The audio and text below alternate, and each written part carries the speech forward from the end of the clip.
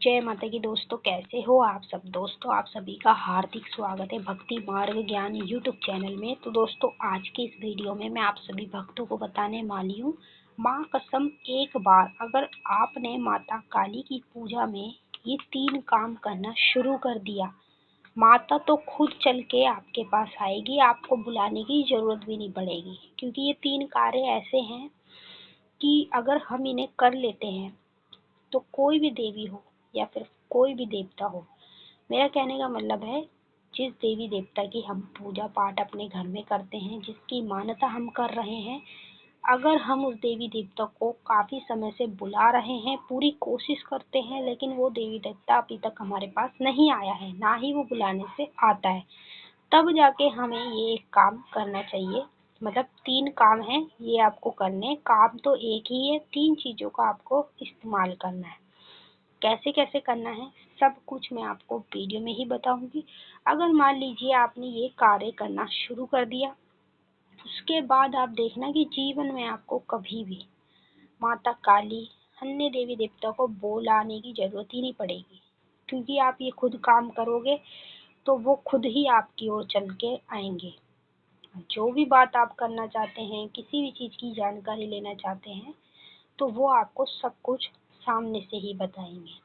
तो अब आपको क्या करना है, वीडियो को देखना है लास्ट तक। अगर आप इसे लास्ट तक देखते हैं तभी आपकी समझ में आएगा। अगर आप आधी अधूरी वीडियो देखोगे तो आपकी समझ में कुछ भी नहीं आने वाला है।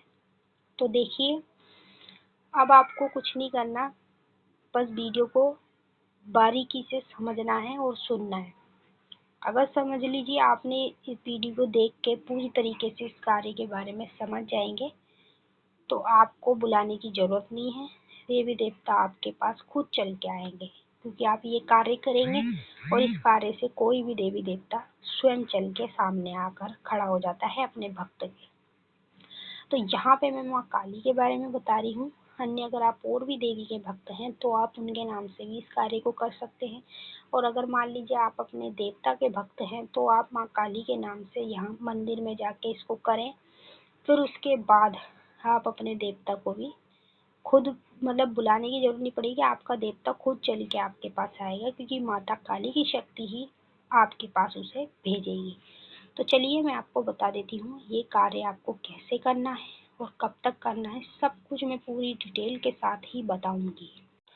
तो देखिए, जब भी आप लोग मंदिर जाते हो, जितने भी भक्त माता के मंदिर जाते हैं माँ काली के दर्शन करने, तो वहाँ जाके वो क्या करते हैं, पूजा तो करते ही होंगे माता की। बिना पूजा करे तो कोई नहीं आता। दर्शन करने के बाद पूजा भी करते हैं, अपने घर से अपने हाथों से बना के भोग प्रसाद भी ले जाते हैं, जो कि माता को वहाँ पे चढ़ाते हैं। तो पूजा जब आप वहाँ करते हैं तो आपको साथ में क्या करना है, एक तो आपको ले लेना है माता का श्रृंगार। ठीक है, श्रृंगार में 7 चीज या 11 चीज आप ले लें। और चुनरी में माता की आपको ब्लैक कलर की चुन्नी लेनी है माता काली की। ठीक है, और श्रृंगार के साथ आपको लेना है दुर्गा स्तुति। दुर्गा स्तुति आपको जो किताब है वो आपको श्रृंगार के साथ ही लेनी है। उसके बाद आपको मट्टी का एक खप्पर दिख रहा है सामने छोटा सा, इसमें आपको एक पानी वाला नारियल ले लेना है। और तीसरी चीज में आपको एक ले लेना है मीठा पान। ठीक है, जब आप मंदिर जाते हो तभी आपको ये कार्य करना है। अब जो आपने दुर्गा स्तुति ली है वो आपको अपने घर में रखनी है, अपने घर के मंदिर में। और माँ काली की तस्वीर मूर्ति जो भी आपके घर में है उसके पीछे रखनी है, बिल्कुल आगे दिखा के मत रखना, उसे गुप्त तरीके से रखना। अब मंदिर जाओगे माता के जब भी, तो ये श्रृंगार, चुनरी और ये जो नारियल है ये आपको घर में रखना है और मीठा पान आपको मंदिर में ही चढ़ाना है। ठीक है, ये जो नारियल है खप्पर में रख के अपने घर के मंदिर में रखो, जहाँ पे आप माता काली की पूजा पाठ करते हो, अपने घर के मंदिर में ये आपको रखना है। और ये रखने के बाद आपको क्या करना है, जब आप मंदिर में ये चीज़ चढ़ा कर आ जाओगे तब आप लोगों को घर आके माता दुर्गा स्तुति का पाठ करना है। ठीक है, माता दुर्गा की जो स्तुति है, जो बुक होती है, किताब, वो ज़्यादातर नवरात्रों में करी जाती है। लेकिन जब मान लीजिए हम माँ काली को बुलाएं या किसी भी देवी को बुलाएं, देवता को बुलाएं, तब हमें क्या करना होता है कि हमें उनका पाठ करना होता है। तो यहाँ मैं माता काली के बारे में आपको बता रही हूँ। तो काली माँ के और अन्य देवी के जितने भी भक्त हैं जो चाहते हैं कि माता उनके पास आए, उनसे बात करे, उनके कार्य सफल करे, उनके कहने से वो करे जैसा वो चाहते हैं, तो भाई कुछ मत करो, जैसे जैसे मैंने आपको ये कार्य बताया है आप वैसे ही करना, इसे शुरू कर दो। और कम से कम मैं आपको बताऊं कितने दिन तक आपको ये कंटिन्यू करना है। कम से कम आपको ये 15 से 16 दिन तक करना है। और ये जो आपने पानी वाला नारियल लिया है इसको छील कर आपको खप्पर में अपने घर के मंदिर में रख देना है। ठीक है, जब तक आप लोगों को माता ना दिखे जब तक आपको नारियल को हटाना नहीं है। कहीं ऐसा मत करना कि आप 7 दिन करके देख लो और आपको कुछ नहीं दिखे फिर आप इसे नारियल को हटा के फेंक दो, ये गलती मत कर देना। और मैं आपको इतनी गारंटी दे रही हूँ 15 से 16 दिन के अंदर अंदर माता आपके पास आनी शुरू हो जाएगी। समझ लीजिए जब माता आपके पास आने लग जाए, आपको सब कुछ बताने लग जाए, दिखाने लग जाए, आपके कहने से कार्य करने लग जाए, तब आप ये नारियल क्या करेंगे, इसको अपने घर में जब आप हवन करते हैं, माता को भोग चढ़ाते हैं, उस समय इसको तोड़ के इसका पानी आपको अग्यारी पर चढ़ा देना है। बाकी का जो पानी बचेगा वो आपको खुद पी लेना है और बाकी प्रसाद के तौर पे इसे सबको अपने घर में, बाहर, सब जगह भी आप इसे बांट सकते हैं। ठीक है, और ये जब तक नहीं हटाना जब तक माता आपको दिख ना जाए, माता आपके पास ना है। और ये मैंने आपको जो कार्य बताया है ये आप लोगों को 36 बार नहीं करना है, केवल एक बार करना है। और 3 चीजों का इसमें इस्तेमाल है।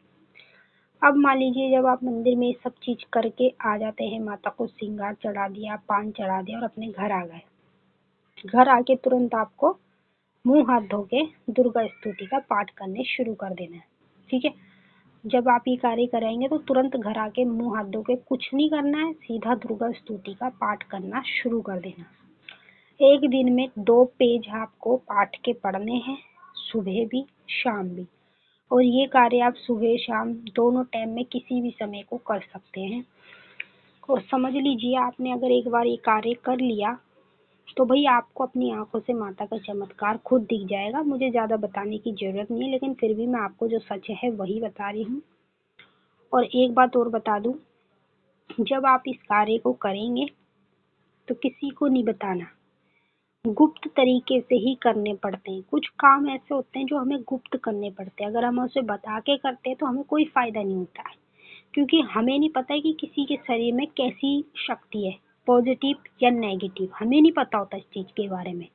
तो मान लीजिए कोई सामने वाला व्यक्ति है जिसको आप बता रहे हो, उसके शरीर में कहीं ना कहीं नेगेटिव शक्ति है, उससे क्या होता है कि आप जब ये कार्य करते हैं तो नेगेटिव शक्ति को पता चल जाता है और नेगेटिव शक्ति आपके इस कार्य में कहीं ना कहीं विघ्न डालती है, ताकि आप ये कार्य ना कर पाओ और आपके पास माता ना आ पाए। ऐसा साधना में भी होता है, सिद्धि में भी होता है, सब चीज में ऐसा होता है।